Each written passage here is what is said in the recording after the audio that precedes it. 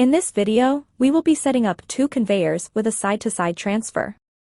We will be mounting the side-to-side transfer plate and bending the guide rails to carry our containers across the gap between the two conveyors. Before you begin, you will need each of the following tools, shown here. To begin setting up a side-to-side transfer system, perfectly level each conveyor with the other. Once they are level, position them so they are flowing in one direction, side by side. A conveyor will always flow towards the motor, as shown here. We will now mount the side transfer plate in the mounting slot closest to the end of the conveyor, shown here. The transfer plate features two knobs loosely threaded onto carriage bolts located on the other side of the plate. The heads of these carriage bolts should be inserted into the round opening at the end of the mounting slot, one at a time, then moved through the slot until they rest in the desired position. Tighten the knobs to lock the transfer plate in place. With the transfer plate in place, we can now mount the brackets that hold our guide rails. Mount at least one pair of brackets near the connecting end of each conveyor. Do not mount the brackets so that they will be too close to the transfer plate. This will interfere with our ability to make adjustments later. Next, we will link the conveyors. To do this, have at least two people lift both ends of the conveyor with the transfer plate. Slowly and carefully line up the transfer plate so that it links the two conveyors, like so.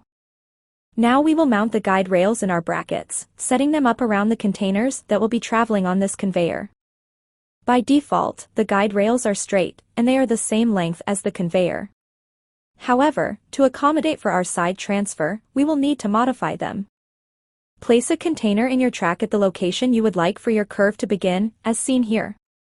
Mark your guide rails in these two spots around this container. This is where the bends will be. Use a tape measure to measure the distance between each mark you've made and its destination on the other conveyor. Measure the distance using an approximately 45-degree angle. Ensure that you have this much distance remaining on your guide rail. If you don't, make your mark further from the end of the conveyor so that you have more guide rail to work with. Finally, use masking tape to mimic the curves in your guide rail you've sketched out.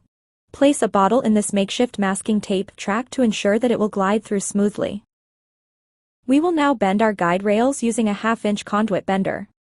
You can find a conduit bender at your local hardware store. The conduit bender features an arc with varying degree lines and an arrow that designates where you should begin your bend. Point this arrow directly at your mark. Place the guide rail against a solid surface and bend it using the conduit bender. Be sure that you're bending it in the right direction. When you've reached the 45-degree point, flex the rail a few times to make sure the bend sticks.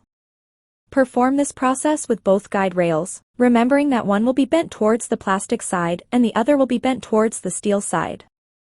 Before we install our newly bent guide rails, we should raise the brackets that will be holding them so that they rest at least an inch above the guide rails on the other conveyor, like so. Install the newly bent guide rails in their positions. Notice that there is significant overlap between the bent guide rails and the other set.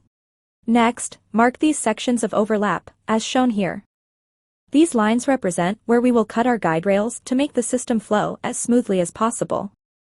Cutting the guide rails at angles so that they line up perfectly is optimal for this process. Use a hacksaw to cut all 4 of your guide rails at these marks. Cut carefully and consistently. Our guide rails have now been modified. Reinstall them in their proper place and use your containers to set them up on your conveyor system. Lower the brackets holding them so that all of your guide rails line up. Notice how the angles we marked and cut create one seamless track. Your side-to-side transfer system is finished and should run smoothly.